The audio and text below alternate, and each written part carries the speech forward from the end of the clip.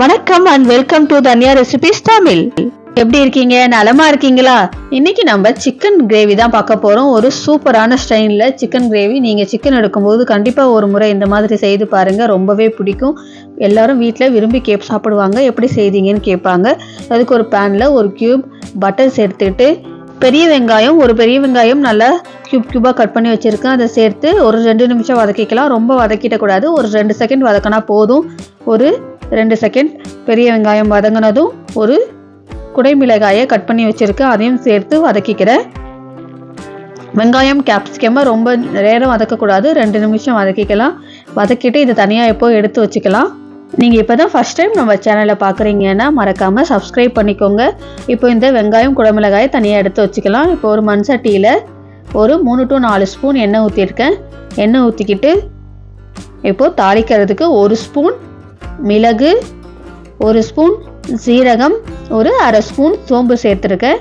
சோம்பு சேர்த்துட்டு ஒரு 2 பெரிய வெங்காயம் பொடியாக நறுக்கி வச்சுருக்கேன், அதையும் சேர்த்து நல்லா வதக்கிக்கலாம். வெங்காயம் கூடவே 2 பச்சை மிளகாய், 3 வரமிளகாய் 2 உடச்சி சேர்த்துருக்கேன். நீங்கள் உங்கள் காரத்துக்கு தகுந்தாப்புல மிளகாயை கூட்டியோ குறைச்சோ சேர்த்துக்கலாம். சேர்த்துட்டு நல்லா வதக்கிக்கலாம். வெங்காயம் நல்லா 70 to 80% வதங்கட்டும். நல்லா இந்த அளவுக்கு வதங்கினதும் இப்போது 2 ஸ்பூன் இஞ்சி பூண்டு விழுது சேர்த்துக்கிறேன்.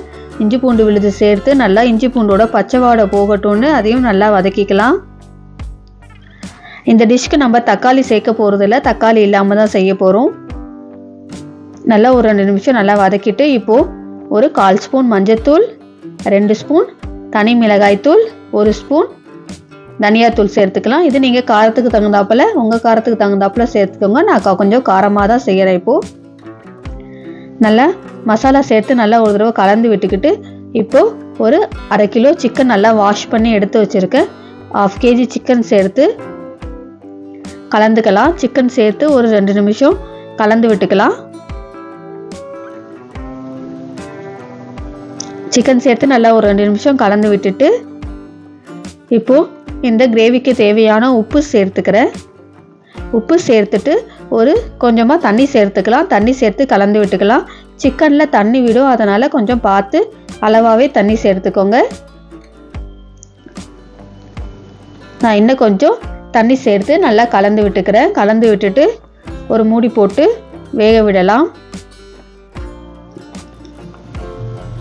நல்லா கலந்து விட்டுட்டு ஒரு மூடி போட்டு வேக விடலாம். இந்த கிரேவி சாதம், சப்பாத்தி, பரோட்டான்னு எல்லாத்தோடவும் சூப்பராக இருக்கும். இப்போ ஒரு 6 to 8 முந்திரி பருப்பை ஊற வச்சுருக்கேன், ஒரு 1/2 மணி நேரம். அதை நல்லா அரைச்சி எடுத்துக்கிறேன். ஒரு 1/2 லெமன் சாறு எடுத்து வச்சுருக்கேன். இப்போ ஒரு 10 நிமிஷம் நல்லா கொதிச்சிருச்சு. சிக்கன் நல்லா வெந்திருக்கு. இந்த ஸ்டேஜில் அரைச்சி வச்சுருக்க முந்திரி பருப்பு பேஸ்ட்டை சேர்த்து கலந்துக்கலாம். முந்திரியை கட்டாயம் சேர்த்துக்கோங்க, அப்போ தான் நல்லாயிருக்கும்.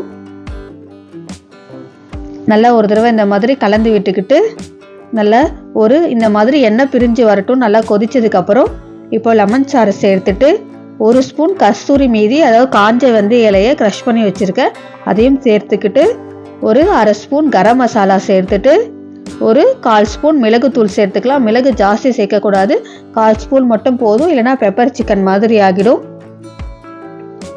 கலந்து விட்டு ஒரு 5 நிமிஷம் கொதிக்கட்டும். அவ்வளோதான். கொதிச்சதுக்கப்புறம் நம்ம இந்த வெங்காயம் குடைமிளகாயை ஃபஸ்ட்டே வதக்கி வச்சுருக்கோம் இல்லையா, அதை சேர்த்துக்கலாம். சூப்பரான ஸ்டைலில் Hyderabad spicy chicken gravy ready. இதே மாதிரி செய்து பாருங்கள், கட்டாயம் எல்லாருக்கும் ரொம்ப பிடிக்கும். எப்படி செய்தீங்கன்னு கேட்பாங்க. செய்து பார்த்துட்டு நம்ம கமெண்ட் பண்ணுங்கள். நம்ம வீடியோஸ் பிடிச்சா மறக்காமல் சப்ஸ்கிரைப் பண்ணிவிட்டு லைக் பண்ணிவிடுங்க. தேங்க்ஸ் ஃபார் வாட்சிங்.